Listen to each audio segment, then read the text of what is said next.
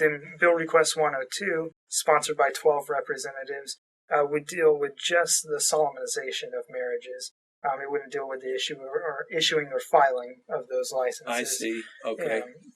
And then another Bill Request 135 has 2 representatives currently sponsoring it, and it would exempt those same groups of people that have religious objections to any marriages, not just same-sex marriages, exempt them from solemnizing the marriage. So slightly different there, a little more broad as far as the type of marriage they can be religiously opposed to. And then Bill Request 154, sponsored by 3 representatives. It would deal with the county clerk issue by actually moving the responsibility of issuing and filing those marriage licenses to the Registrar of Vital Statistics instead of the county clerks. And then it would also exempt groups and individuals from solemnizing marriages, same-sex marriages, that they have religious objections to. So similar but slightly different, and I'm sure those will be debated and amended and tweaked some as the debate goes on, especially with Bevan's expected actions of amending the marriage license. But the Family Foundation will definitely be there in Frankfort, helping inform that discussion and explaining what is necessary, what protections are needed still. Okay, there's a lot of talk about the House of Representatives, whether or not, it's almost even as far as Democrats and Republicans, and there's talk about people, maybe the Republicans would get a majority and then they would be able to pass a lot of legislation that up till now has been blocked, like right to work laws and, dealing with the debt. There are other things I can't think of right now, but there are a number of key issues that could be addressed if there were more even distribution of the parties. Yeah, at this point, I haven't heard experts predicting that there would be a shift of the House before this upcoming legislative session. That would be a possibility for the elections in 2016. Yeah. And like I said, we did have one Democratic representative switch parties. So it's possible some additional switches could happen, but we don't know. But the Family Foundation, regardless of who's in power, is willing to work with whoever's there to promote the values that Kentuckians hold dear, those family values. This is a newsletter that we're trying to get out now. It hasn't gone out yet, but it's has to do with trying to get people to be in touch with this legislation and other legislation, even at the national level, so that we could call our elected officials and give them our opinion and our input into what we think should be done. Now, this, if anybody would like this, it has the name of the U.S. representatives and the number to call to get your state legislators too. You just call that number and they will, you give them your address and they can tell you who your state representative and state senator is. But if you would like this, just give us a call right now, 893-2444, and we'll send you this letter. And, last week we had a program that, they're trying to bring more Muslims into Louisville. And in light of what happened in Paris, there's some opposition to that. So they had a big rally downtown. And they're trying to get more and more Muslim refugees in here. And a lot of them aren't really Syrian like they say they are. So if you'd like a copy of this program from last week, call that same number, 893-2444, and we'll send you that whole thing. And also, this is another video that's come out recently on Agenda 2. It's a sequel to Agenda 1 made by Curtis Bowers.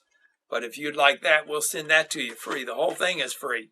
So just give us a call right now, 893-2444, and we'll give you some of this information. And it is free because, we feel that America is kind of at a crisis, and we'd like everybody involved to try to turn us back to one nation under God. Now, Michael, if somebody wanted more information about these bills and some updates on what's going on, could they get in touch with you some way?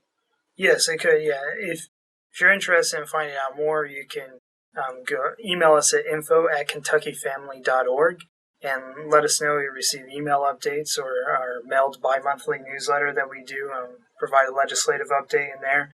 And also like the Family Foundation on Facebook for up-to-the-minute updates as far as what's going on, especially during the legislative session.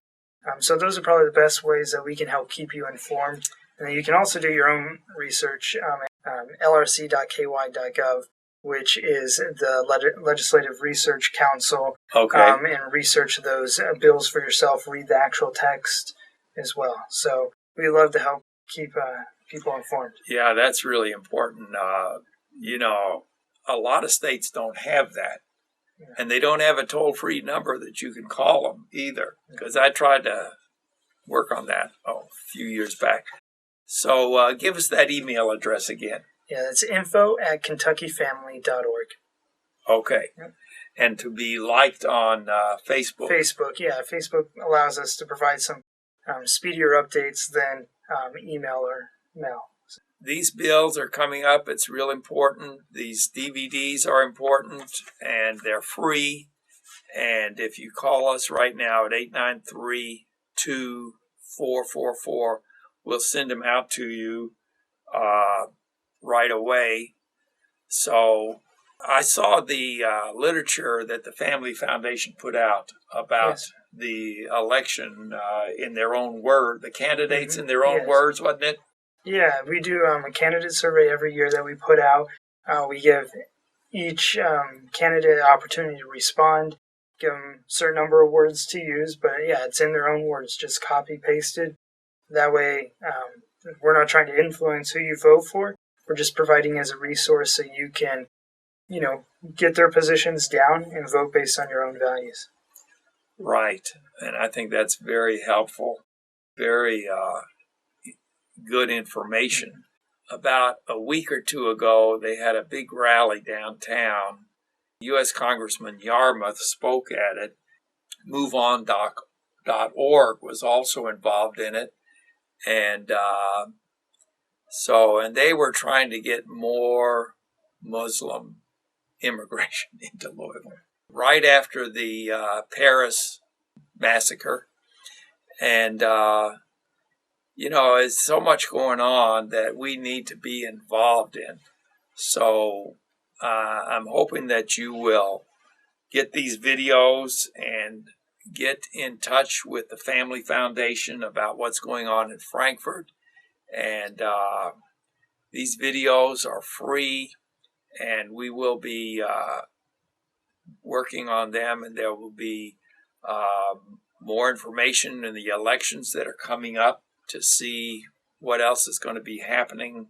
It's just a lot going on, and we hope that you will go ahead and call us. That number, once again, was 893-2444, and we will have somebody there. If there's nobody there answering the phone, if you're called late at night or something, there will be an answering machine there. Yeah, so right now, you mentioned those candidate surveys, so we were heavily involved in trying to get those out. Distributed over 300,000 of those statewide. 300,000. Yes, sir. Boy, that was a lot. Yeah, so just getting that information out there, that resource for voters, so they're equipped to vote what their values are. And then moving on from that, just looking towards the legislative session, preparing our bills and speaking with legislators on these issues. We have the Fairness Coalition will probably be bringing up the push for a statewide fairness law this next year as well. They've been hard at work at that for a number of years and continuing to make progress one step at a time. And while they haven't always been successful at the state level, they've adopted a strategy of small towns and communities throughout the state. Pass it at the city level. So we've been involved in some of those things at the city level, trying to inform people about what these so-called fairness ordinances actually accomplish and the concerns that we have concerning religious liberty when they come out to play. And so at the state level, we'll continue to inform people of that. And really, the Fairness Coalition tries to, Saul Alinsky, famous community organizer, wrote the book Rules for Radicals. He talked about that to accomplish things, it needs the passport of morality, and to talk about things in general terms, broad terms. And really, that's what the Fairness Coalition is doing. They talk in the broad terms of fairness and justice and equality for all. But they imply that there's ongoing widespread discrimination, when that isn't the case in Kentucky. Right.